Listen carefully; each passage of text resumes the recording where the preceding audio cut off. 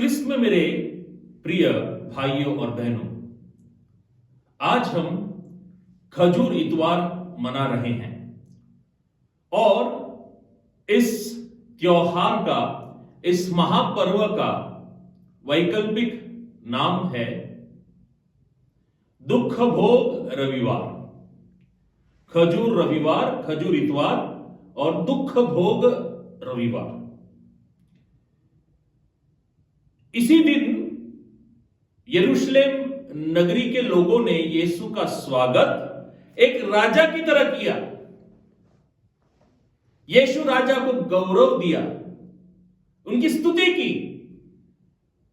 तो फिर हमारे मन में एक प्रश्न उठ सकता है, आज तो उल्लास का दिवस है, आनंद का दिवस है, खुशी का दिवस है, जश्न का दिवस है। तो फिर चर्च में प्रवेश करने के बाद, गिरजा में आने के बाद जो सुसमाचार हमने सुना, वो सुसमाचार यीशु के दुख भोग पर क्यों आधारित है? प्रवेश के समय जब खजूर को आशीर्वादित करके लोगों के हाथों थमा दिया गया, उस समय तो वास्तविक रीति से यीशु के नगरी प्रवेश के पाठ हम पढ़े, लेकिन चर्च में आने के बाद दुख का पाठ। ऐसा क्यों? इसके पीछे एक कारण है मेरे प्रिय मित्रों। इसी दिन पास्का मेमना का चयन होता है। जिस पास्का मेमना का बलिदान दिया जाना था, उस पास्का मेमना का चयन आज इसी दिवस महायाजक करते हैं। अब संपूर्ण जगत के पाप हरने वाले असली मेमना कौन है? हमारा प्रभु यीशु क्रिस्त, और कोई नहीं। इसीलिए सुसमाचार दुख भोग पर आधारित है। शुरुआत में तो हमने आनंद के पाठ पढ़े, अब जो है दुख भोग के हम पाठ पढ़ते हैं। और यह पहला वर्ष है, उपासना वर्ष का पहला वर्ष है, वर्ष अ। और इसीलिए आज इस दुख भोग रविवार के अवसर पर हम संत मत्ती रचित दुख भोग वृत्तांत पर मनन करते हैं।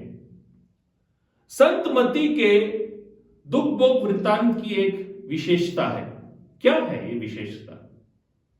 यदि हम संपूर्ण दुख भोग वृत्तांत अथवा पाठ का विश्लेषण करेंगे, क्योंकि समय कम है इसलिए मैं संपूर्ण पाठ आपके सामने प्रस्तुत नहीं कर पाया, लेकिन यदि हम इस संपूर्ण पाठ का विश्लेषण करेंगे तो हम पाएंगे कि संत मत्ती जो है, इसमें बहुत सारे पुराने नियम के कोटेशंस को, के वाक्यों को, पद संख्याओं का उद्धृतीकरण करते हैं। ही कोट्स देम, उनको उद्धृत करते हैं।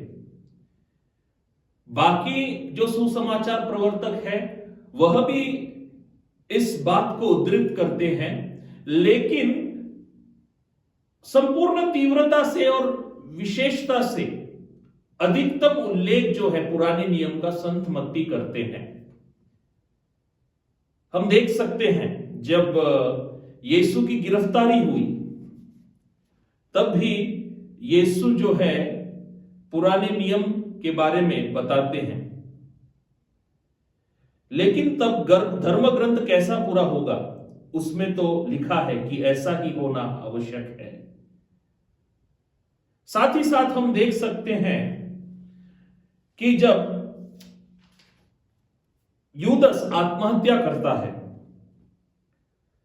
उस समय भी यिर्मयाह नबी के जो भविष्यवाणी थी उसको भी संत मत्ती उद्धृत करते हैं। उन्होंने चांदी के 30 सिक्के लिए वही दाम इजराइल के पुत्र ने उनके लिए निर्धारित किया था और कुम्हार की जमीन के लिए दे दिए जैसे कि प्रभु ने मुझे आदेश दिया है। ये यिर्मयाह नबी के पुस्तक के वाक्य है, उनकी भविष्यवाणी थी जो पूर्ण हो चुकी है। साथ ही साथ हम देख सकते हैं विशेष रूप से जब यीशु का क्रूस आरोपण हुआ उस समय भी बहुत सारे स्तोत्र संहिता के वाक्य है, विशेष रूप से स्तोत्र संहिता 22 के बहुत सारे वाक्यों को उद्धृत किया गया है। हम देख सकते हैं उसमें ऐसा लिखा गया है, उन्होंने ईसा को क्रूस पर चढ़ाया और चिट्ठी डालकर उनके कपड़े बांट लिए। ये पहले भी लिखा गया है स्तोत्र संहिता 22 में। और साथ ही साथ हम देख सकते हैं कि कुछ लोग आकर ईसा का उपहास करते हैं, महायाजक वगैरह आकर उपहास करते हैं, इसने दूसरों को बचाया किंतु यह अपने को नहीं बचा सकता। इस संदर्भ में भी संत मत्ती जो है स्तोत्र संहिता 22 के वाक्य उद्धृत करते हैं। अब हम देख सकते हैं जब ईसा की मृत्यु होती है उस संदर्भ में ईसा प्रार्थना करते हैं। कौन सी प्रार्थना? एली एली लामा सबक्तानी, यानी इसका अर्थ है ईश्वर मेरे ईश्वर तूने मुझे क्यों त्याग दिया। फिर से स्तोत्र संहिता स्तोत्र क्रमांक 22 को एक प्रार्थना के रूप में हम देख सकते हैं यीशु के मुखों में। इतनी गहराई से पुराने नियम को उद्धृत करने के पीछे संत मत्ती का लक्ष्य क्या है?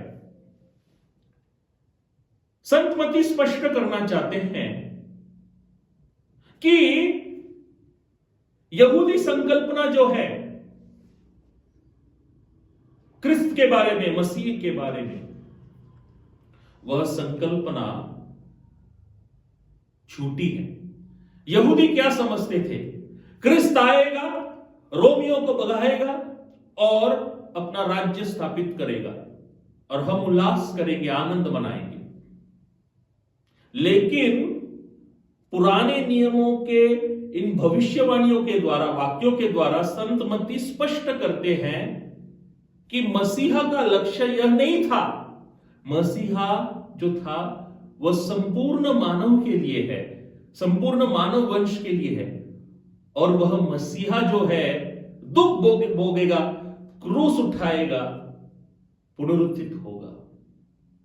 मेरे प्रिय भाइयों और बहनों, आज इस दुख भोग रविवार को मनाते हुए हम अपने खुद के दुख के बारे में सोचें, संकट के बारे में सोचें। जब हमारे जीवन में दुख और संकट बढ़ जाते हैं,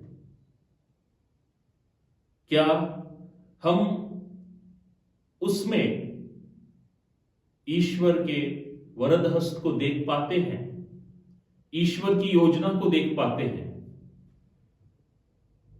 मसीहा को भी दुख सहना पड़ा, ईश्वर के इकलौते पुत्र को भी दुख सहना पड़ा, लेकिन दुख के सिवा हम पुनरुत्थान की महिमा नहीं प्राप्त कर सकते।